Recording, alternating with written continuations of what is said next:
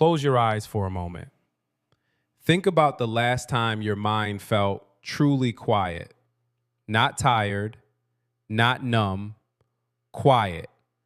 The kind of quiet where you could hear yourself think, where nothing felt urgent, where the world felt still. Can you remember that feeling? For most of us, it was a long time ago. Today, we live in noise. Not just the noise of traffic or people or screens. We live in the noise inside our heads. The list of things to do. The worry about tomorrow. The memory of yesterday. The unread messages. The unfinished plans. The feeling that no matter how much you do, there is always more waiting. You clean your room, but your mind stays messy. You finish your work, but you still feel behind. You sit down to rest, but your thoughts keep running. Sound familiar? Here is something most people have never considered. The state of your outer world has a quiet conversation with your inner world. All day, every day, without you even knowing it. And there is an ancient practice developed by Zen Buddhist monks over 600 years ago that understood this long before modern science caught up. It is called the Zen Garden Philosophy. And it will change the way you see order, peace, and the space you live in.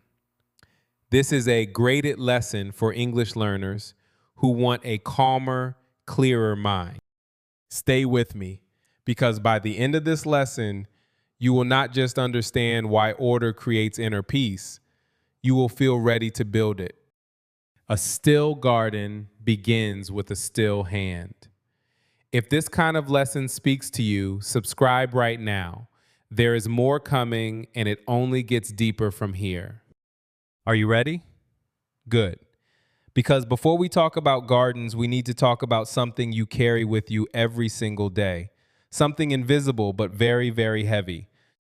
We need to talk about the noise you carry. Imagine a man named David.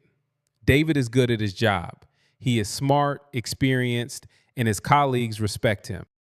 But if you walked into his office right now, you would see something that tells a different story. His desk is covered. Old papers he means to read someday. Coffee cups from 3 different days. A notebook with important ideas written inside, buried under everything else. A pen without a cap. Post-it notes on the monitor on the wall on the edge of the keyboard. A charger that belongs in another room. 3 pens when he only needs 1. David says he knows where everything is. And maybe that is true. But here is the question worth asking. Not where his things are, but where his mind is. Because every single object on that desk is doing something he cannot see. It is talking to him, quietly, constantly, all day long. That paper says you still have not dealt with me. That notebook says there are ideas inside me you have forgotten. That coffee cup says you never finished what you started. This is not just poetic language. There is real science behind it. In 1927, a Lithuanian psychologist named Bluma Zeigarnik made a fascinating discovery. She noticed that waiters in a restaurant could remember every detail of an order they had not yet delivered. But the moment the food reached the table, the order disappeared from their memory completely. The unfinished task stays alive in the mind. The finished task is released. This is called the Zeigarnik Effect, and it applies to everything, not just work tasks, but visual information too. Every object out of place, every pile of papers, every drawer left open, every item that does not belong where it is. Your brain sees them, rows them, holds them open like browser tabs you forgot to close. They do not stop running just because you are not looking at them. They use your energy. They occupy your attention. They create low-level noise inside your mind all day without you realizing it. This is the noise you carry. And here is the thing about noise. You can get so used to it that you stop hearing it. You begin to think this feeling is just normal, this low hum of tension in the background, this sense that something is always slightly unresolved, this inability to fully rest even when you sit down. You tell yourself you are just a busy person, a messy person. That is just who you are. But that is not who you are. That is the environment speaking. And environments can be changed. A cluttered space says, I will deal with this later. A clear space says, I am ready now. David does not need a new job. He does not need more motivation. He does not need another productivity system. He needs to clear his desk. Not because a clean desk looks professional, but because a clear surface gives his mind permission to breathe. The outer world and the inner world are not separate. They are in constant conversation. And right now, for most of us, that conversation is very, very loud. But the monks knew another way. They built it from stone and sand and silence. In the northwest corner of Kyoto, Japan, there is a temple that has stood for over 500 years. It is called Ryoanji. And inside its walls, there is a garden unlike anything you have probably seen before. There are no flowers, no trees, no flowing water, no color really at all. There is only white gravel raked into careful parallel lines and 15 stones placed in 5 small groups rising out of the gravel like islands in a pale, still sea. The garden is approximately 25 meters long and 10 meters wide. You can see the whole thing in 30 seconds, and yet people have been coming to sit in front of it for 500 years. Scholars have written entire books about it. Philosophers have traveled across the world to spend an hour looking at it in silence. Why? Because this garden was never meant to be beautiful in the ordinary way. It was not designed to impress visitors. It was not built to decorate the temple grounds. It was built to do something to the mind of the person looking at it. This kind of garden has a Japanese name, Kare-san-sui. It means roughly dry mountain water, a landscape made without water, made to suggest water, made to suggest flow and stillness and depth all at once. Zen Buddhist monks began creating these gardens in the 14th and 15th centuries. And every single morning, without exception, they would walk out into the garden and rake the gravel. Not because it had become dirty overnight, not because something had disturbed it, but because raking was the practice. The act of drawing careful parallel lines through cold gravel in the early morning silence was itself a form of meditation. The hand moves, the mind follows. Think about what that means for a moment. These monks did not rake the garden so that they could then go inside and meditate. The raking was the meditation. The movement was the stillness. The order they created outside was the peace they were building inside. Now consider this. Every morning the wind came. Leaves fell. A bird landed and disturbed the pattern. Rain came and smoothed the lines away. And every morning the monks came back and raked again.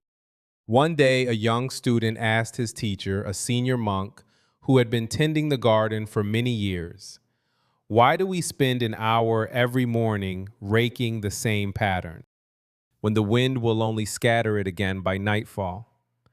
The monk looked at the garden for a long moment. Then he said, "Because tomorrow the wind will scatter it again, and we will rake it again." The student expected an answer about permanence, about discipline, about the nature of effort. But the monk's answer was simpler than all of that. He was saying the raking is not for the garden. The raking is for you. And it needs to happen every day, not because the garden forgets, but because you do. This is the first deep truth of the Zen Garden Philosophy.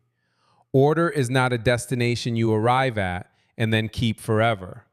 Order is a practice, a daily act, a quiet conversation between your hands and your mind, repeated morning after morning until the conversation becomes who you are. A still garden begins with a still hand. The monks understood something that David, sitting at his buried desk, had not yet discovered. That the state of the space around you is not just a reflection of your mind. It is a message to your mind. A message that either says, there is chaos here, stay alert, stay tense, stay ready for problems, or says, there is peace here, you can rest. You can think, you can begin. Before we go further, we need to clear something up. Because when some people hear the word order, something inside them resists. They think of strict rules, cold, perfect rooms that nobody actually lives in. They think of the person who rearranges the same shelf 3 times until every book is exactly 1 centimeter from the edge. They think of anxiety dressed up as organization. They think order is for people who are afraid of life, people who need everything in its place because they cannot handle uncertainty, people who confuse a tidy surface with a meaningful existence. And honestly, that misunderstanding is fair because there is a version of order that comes from fear, from the desperate need to control outcomes, from the belief that if everything looks perfect on the outside, the inside will somehow feel safe. That version of order is exhausting, and it never works because life is not controllable. The wind always comes. The leaves always fall. The gravel is always scattered by morning. But that is not the kind of order we are talking about. The Zen garden was not built by people trying to control nature. It was built by people who had completely accepted that nature cannot be controlled. The monks did not rake the gravel to keep it perfect. They raked it knowing it would be undone. They raked it precisely because it would be undone. That is a completely different relationship with order. Think about Bruce Lee. You may know him as a martial artist, a film star, a cultural icon, but he was also a profound thinker. And one of his most famous ideas goes like this: it is not daily increase, but daily decrease. Hack away the inessential. Read that again slowly. Not daily increase, daily decrease. Most people think mastery means adding, learning more, doing more, building up more knowledge, more skills, more things. But Bruce Lee understood something the monks also understood, that true mastery is the art of removing, of finding what is essential and clearing everything else away. Order in this sense is not about filling your life with structure. It is about removing the noise that is filling your life without permission. Now, let me tell you about Sarah. Sarah wakes up before the sun rises, not because she has to, because she has chosen to. She does not reach for her phone, not yet. Instead, she straightens her blanket. She makes her bed simply without perfection. She puts her feet on the floor and takes 3 slow breaths. Then she goes to the kitchen, boils water, and makes tea. She washes the 1 cup she used yesterday and puts it back in its place. She sits by the window in silence for 10 minutes. Then her day begins. Sarah's day is not easier than anyone else's. She faces deadlines and difficult conversations and moments of doubt just like everyone around her. But she meets those moments differently.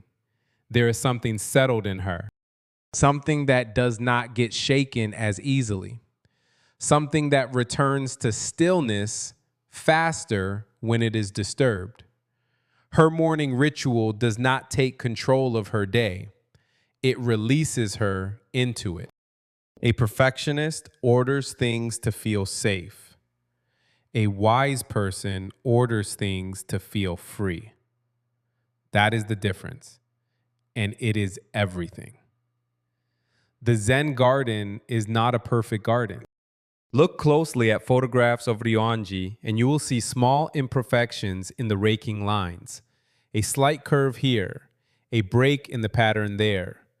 The monks were not chasing perfection, they were practicing presence.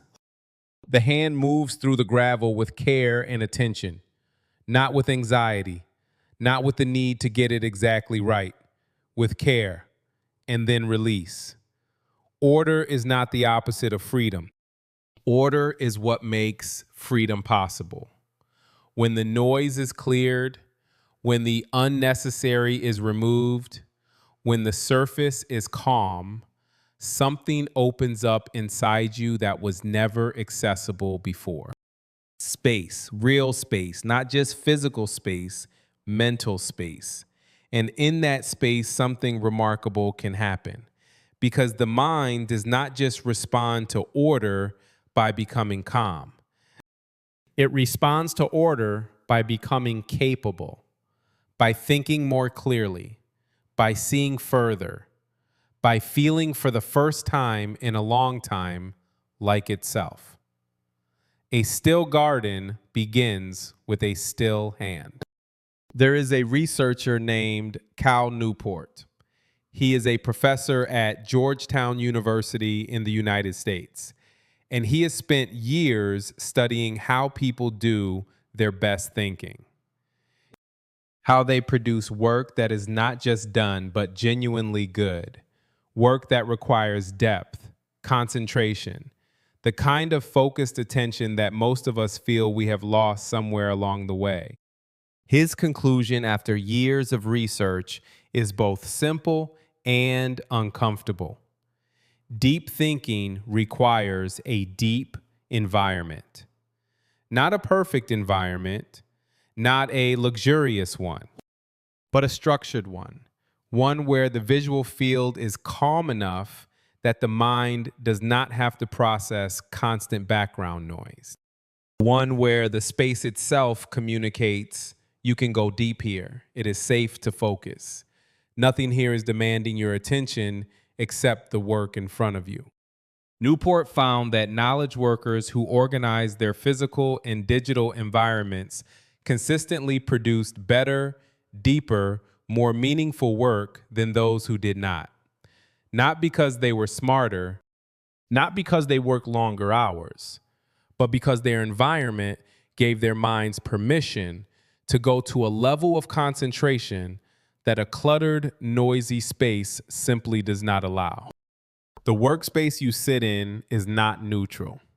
It is either helping you think or it is pulling you away from thinking. There is no middle ground. And then there is Marie Kondo. You may know her name. The Japanese organizing consultant who became famous around the world for her simple, almost philosophical approach to tidying. Her method is not about having fewer things. It is about being honest about which things deserve to be in your life. She asks one question about every object. Does this bring value to my life right now? If yes, keep it. If no, let it go. But beneath the practical method, there is a deeper idea that most people miss. Kondo is not just talking about objects.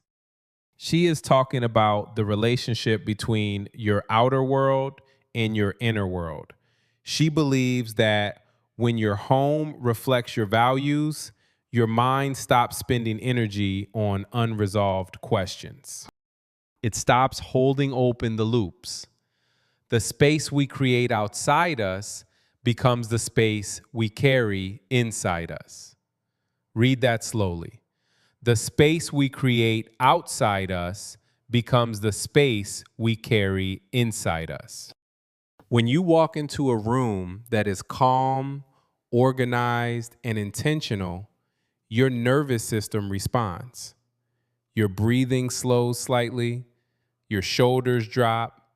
Something in you that was braced for complexity begins to release. You did not decide to relax.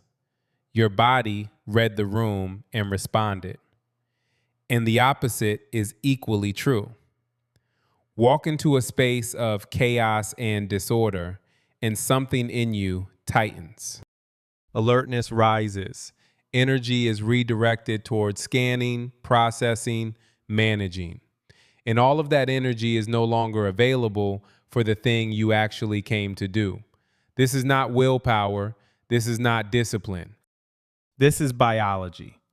Your brain is constantly reading your environment and adjusting your internal state to match it. The hand that arranges the desk is teaching the mind how to arrange itself. Now, here is the part most people miss. They hear this and they think, yes, I should organize my space more. I should clean my desk before I start work. I should tidy my room this weekend. And that is true, but it is not the full truth. Because the deeper lesson is not just about your desk, it is about the direction of the relationship. Most people wait to feel calm before they act. They say, when I feel more settled, I will organize my space. When I feel more motivated, I will clean my room. When things feel less overwhelming, I will deal with the clutter. But they have the direction reversed. You do not wait to feel calm and then create order. You create order and the calm follows. This is perhaps the most practical, most immediately useful idea in this entire lesson. You do not need to feel ready. You do not need to feel motivated. You do not need to wait for a better moment or a quieter week or a version of yourself that has things more together. You just need to move your hands, make the bed, clear the desk, wash the cup, put the book back, and watch what happens inside you. But here is what I want you to notice. And this is the door that most people walk right past without ever opening. Order is not the destination. Order is the door. When you create order in your outer world, you are not just organizing objects. You are creating the conditions for something deeper to happen. Something that no amount of willpower or positive thinking can manufacture directly. You are creating the conditions for inner order. And inner order, as one man discovered in the darkest place imaginable, is the last freedom that no one can ever take away. In 1942, a 37-year-old psychiatrist was taken from his home in Vienna, Austria. His name was Viktor Frankl. Over the next 3 years, he was held in 4 different Nazi concentration camps, including Auschwitz. Everything that defined his outer world was stripped away. His home, his work, his freedom, his manuscript, a book he had spent years writing, destroyed. His wife, his mother, his brother, all taken from him in the camps. If there was ever a human being whose outer world had been reduced to absolute disorder, absolute darkness, absolute loss, it was Viktor Frankl. And yet, in the middle of all of that, Frankl made an observation that would eventually become one of the most important ideas of the 20th century. He noticed that among the prisoners, there were 2 kinds of people, not divided by their physical strength, not divided by their age or their background or their education, divided by something else entirely. There were those who were destroyed by what happened to them, and there were those who somehow were not. The ones who were not destroyed shared something in common. They had found a way to maintain something on the inside even when everything on the outside had been taken. A sense of meaning. A private inner world that the guards could enter physically but could never truly reach. A quiet, unshakable relationship with their own values, their own purpose, their own identity. They had inner order in a place of absolute outer chaos. Frankl survived, and after the war, he wrote about what he had witnessed and experienced in a book that has now sold over 16 million copies. In it, he wrote something that I want you to hold very carefully. Everything can be taken from a man, but one thing, the last of the human freedoms. To choose one's attitude in any given set of circumstances, to choose one's own way. Read that again. Everything can be taken except the attitude you choose to hold. The inner orientation you decide to maintain. The order you choose to keep alive inside yourself, even when the world outside has none. This is the deepest layer of the Zen Garden Philosophy. And it is the one that matters most. Because here is the truth about outer order. Your desk will get messy again. Your room will build up clutter. The gravel will be scattered by the wind. The morning ritual will be broken by a difficult week. Life will not maintain your carefully arranged environment for you. Life never does. But if the practice of outer order has been genuine, if it has been done with awareness and intention and not just as performance, something begins to grow on the inside that does not depend on the outside anymore. A capacity for stillness that travels with you. A quiet center that holds even when the surface is disturbed. An inner arrangement that does not collapse the moment circumstances become hard. The monks raked the garden every morning, not because they needed the garden to stay perfect. They raked it because the raking was building something inside them, a relationship with order that eventually became independent of the garden itself. They could carry stillness into a storm because they had practiced stillness in the calm 10,000 times before. A still garden begins with a still hand. But eventually the still garden moves inside, and it stays there. When the world outside falls apart, the world inside can still hold. This is not a promise about happiness. It is not a guarantee that hard things will not happen or that you will not feel pain or loss or fear. Viktor Frankl felt all of those things deeply, every day for 3 years. But beneath the pain, there was something that pain could not dissolve. An inner architecture, a private order, a self that remained quietly, recognizably itself. Some people wait for peace to come to them. Some people build it one quiet act at a time. Viktor Frankl did not wait. In a place that offered him nothing, he built everything that mattered from the inside out. And that is the final, most important lesson of this philosophy. Outer order is not the goal. Outer order is the training ground, the place where you practice daily the skill of bringing stillness to chaos. Until one day you discover that the stillness is no longer something you create. It is something you are. Let us return to the garden one more time. Go back to Ryoanji. Back to the monk with the rake in his hands, standing at the edge of the gravel in the early morning light. The air is cold. The temple is quiet. The city beyond the walls has not yet woken up. He begins to rake, not dramatically, not with great effort or visible concentration, just steadily, carefully, one slow line at a time. The wooden teeth of the rake draw through the pale gravel. A pattern emerges, simple, parallel, calm. He does not rake perfectly. Some lines curve slightly at the end. One section is a little wider than the others. He does not stop to correct it. He does not go back. He continues forward one line at a time until the whole surface is done. Then he sets down the rake and walks back inside.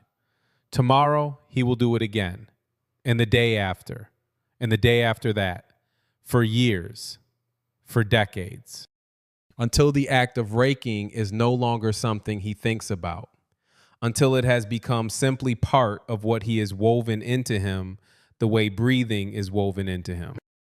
This is what small acts do over time. They do not just create order in the space around you, they create order in the self. They carve channels in your character. They become slowly and quietly who you are. There is a writer and researcher named James Clear who has studied this process deeply. His conclusion is this: every action you take is a vote for the kind of person you want to become. Not a declaration, not a promise, a vote. You do not transform yourself by deciding to change. You transform yourself by doing small things repeatedly until those small things build up into a new identity. Make the bed. That is a vote for someone who begins the day with intention. Wash the cup and put it back. That is a vote for someone who finishes what they start. Clear the desk before you leave the room. That is a vote for someone who respects tomorrow's self enough to prepare for them. Sit in silence for 5 minutes before you look at your phone. That is a vote for someone who chooses their own mind before the world gets access to it.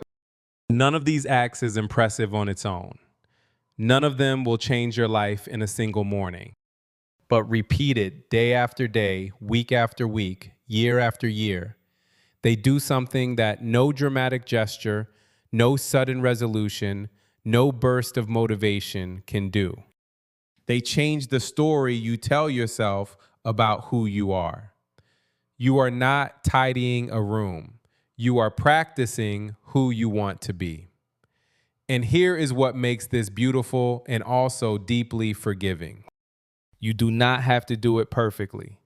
The monk did not rake perfectly. Sarah did not have a perfect morning every single day. Viktor Frankl did not maintain perfect inner peace in Auschwitz. Bruce Lee did not achieve mastery by getting everything right from the beginning. They kept coming back.